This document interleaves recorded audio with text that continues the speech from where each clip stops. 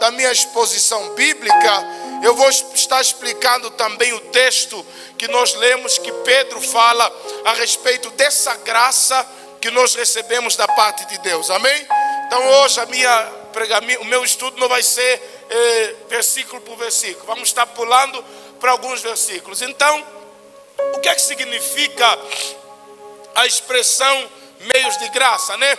Segundo o dicionário Aurélio, a palavra meio é definida como recurso, ou que é empregado para alcançar um objetivo. Então, quando falamos sobre meio, estamos a falar sobre um determinado recurso que ele vai ser empregado para alcançar um determinado objetivo.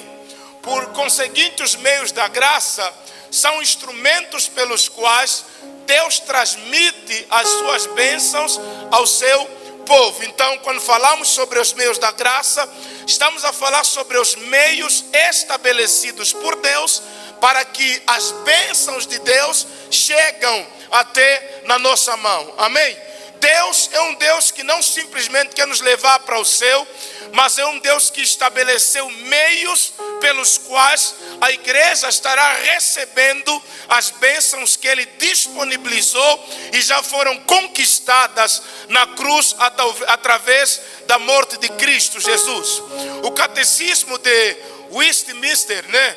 Palavra inglesa, define a expressão meios de graça como os recursos visíveis e comuns pelos quais Cristo transmite à sua igreja os benefícios da sua mediação, ou seja, da sua morte. Então, todos os recursos visíveis e comuns pelos quais Cristo transmite as bênçãos que Ele conquistou na cruz do Calvário, segundo o catecismo de Westminster, eles dizem que esses são considerados os meios da graça de Deus para a nossa vida.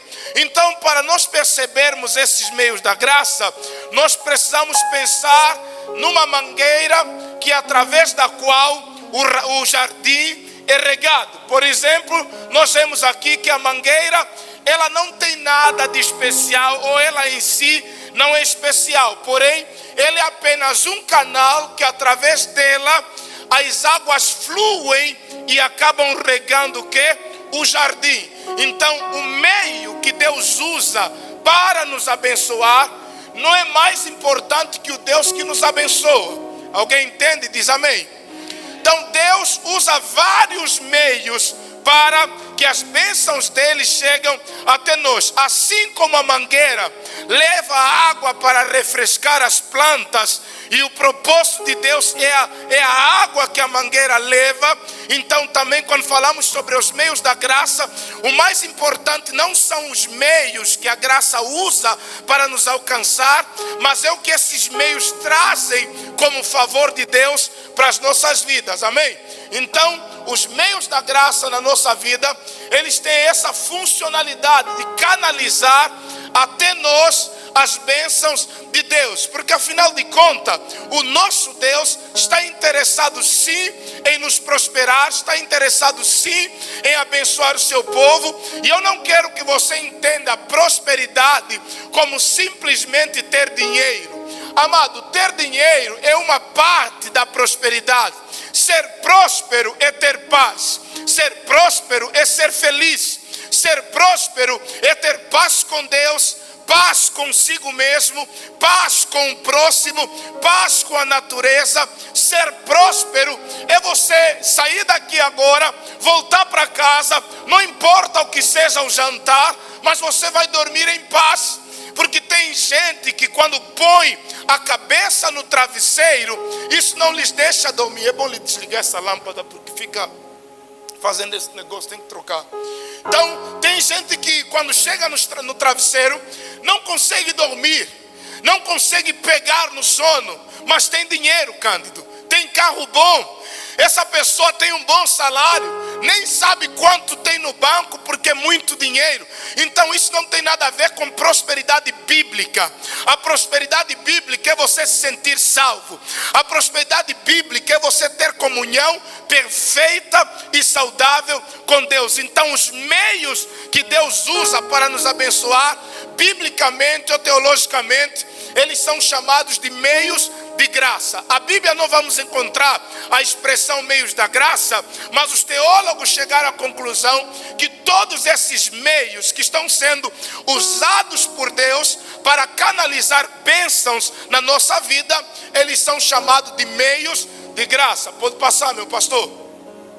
Então, amado, os meios em si mesmo, eles nada possuem de especial, mas são os instrumentos ou os canais pelos quais fluem as bênçãos divinas que outorgam vida e refrigeram a nossa alma. Através dos meios da graça, Deus concede em nós força, paz, conforto, instrução, disciplina, orientação, alegria e muitas outras dádivas necessárias à vida cristã. Então, quando falamos sobre os meios da graça, Deus está usando os meios da graça na nossa vida para nos conceder força em meio às pandemias, em meio às crises. Por isso tem crente que você olha para ele, parece que está tudo bem na vida dele, até você sentar com ele numa cadeira e ele te contar os problemas familiares, os problemas financeiros, os problemas de saúde, e você fala: e como é que você sonsa de Deus na nossa vida? Porque a graça de Deus nos dá conforto em meio às tribulações. Porque, amado, paz bíblica, quando Jesus disse: deixo-vos a paz, a minha paz vos dou, e não vos la dou como o mundo a dá. A paz que Jesus nos dá não é uma paz que tem ausência de sofrimento, não é uma paz que tem ausência de guerra, é uma paz que em meio às guerras já aprendi a contentar-me com o que tenho. Em meio às dificuldades, porque eu já aprendi a contentar-me com os que tenho. Em meio às perdas, a paz de Deus que está em nós vai nos fazer dizer como Jó: não saí do ventre de minha mãe e não para lá tornarei. Bendito seja o nome do Senhor. Então a paz que Deus nos concede é uma paz que não é só alegre, não é só paz quando tem dinheiro na conta. É uma paz que mesmo sem cumbu na conta bancária, você está dizendo: eu sou feliz por ter Jesus. Porque Deus é tão bom que nos proveu duas coisas. Ele nos proveu a paz de Deus, e o Deus da paz está conosco. Então nós não só temos a paz dele, mas temos a presença do Deus de paz. Então os meios da graça, eles nos concedem força. Que Deus te fortaleça. Você que está passando lutas, dificuldades, você que não está sabendo como atravessar esse problema, que os meios da graça te alcancem. O meio da graça também nos dá conforto, nos trazem instrução, também trazem disciplina na nossa vida, e eles também trazem orientação, e acima de tudo eles trazem a alegria do Espírito Santo. Porque a alegria não é fruto de carro novo, a alegria não é fruto de aumento de salário, a alegria não é fruto do nascimento de um filho. A alegria é um fruto exclusivo do Espírito Santo. Ah, pastor, eu só sou alegre quando tudo vai bem. Não, isso é felicidade. A felicidade depende de circunstâncias, mas a alegria depende da presença do Espírito Santo. Por isso Paulo diz: mas o fruto do Espírito é amor, paz, longanimidade. Ele também vai falar sobre a alegria como fruto do Espírito. Se alguém está vivo, diz amém. Então, quando você usa os meios da graça, você percebe que os resultados em sua própria vida são: primeiro, eles vão gerar crescimento espiritual. Por que é que nós temos hoje o nosso culto de doutrina? Para nós perceber que a nossa fé, ela não é só feita de poder, fogo, milagres, mas a nossa fé precisa experimentar o que? Um crescimento. Amado, a falta de crescimento revela patologia. Igreja que não cresce está enferma. Crente que não cresce está enfermo. Pessoa, pai que não cresce como pai, mãe que não cresce como mãe, isso revela algumas enfermidades. Então os meios da graça, eles nos fornecem crescimento espiritual. A outra coisa, maturidade espiritual. Amado, o que é maturidade espiritual? É um crente que está preparado para suportar tudo em nome da fé e ainda assim não negar a fé. Porque a maioria dos crentes hoje, qualquer problema, querem largar a fé. Você não tem ideia de quanto a igreja perdeu por conta dessa pandemia. Amado, se esse coronavírus é uma farsa, no futuro nós vamos saber que é uma farsa. Porque é incrível, quando tinha 2 casos no país, mandaram fechar tudo. Agora os casos estão a disparar. Na última vez que eu vi era 5 mil e tal. Tudo está a abrir. Peraí, quando os casos fecham, com mais de 5 mil abre, manda os nossos filhos voltar para casa como se não aconteceu nada. Então, se essa pandemia é uma farsa, no futuro nós vamos saber. Mas uma coisa essa pandemia revelou: em quem verdadeiramente nós confiamos.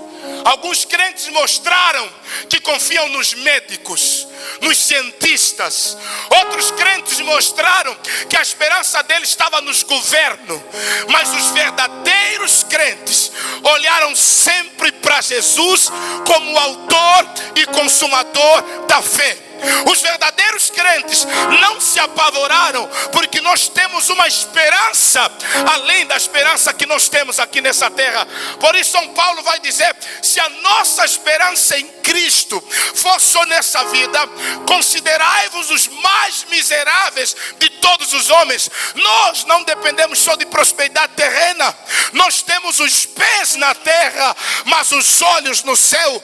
Por isso Paulo disse: buscai as coisas que são de cima. Alguém está comigo? Diz amém.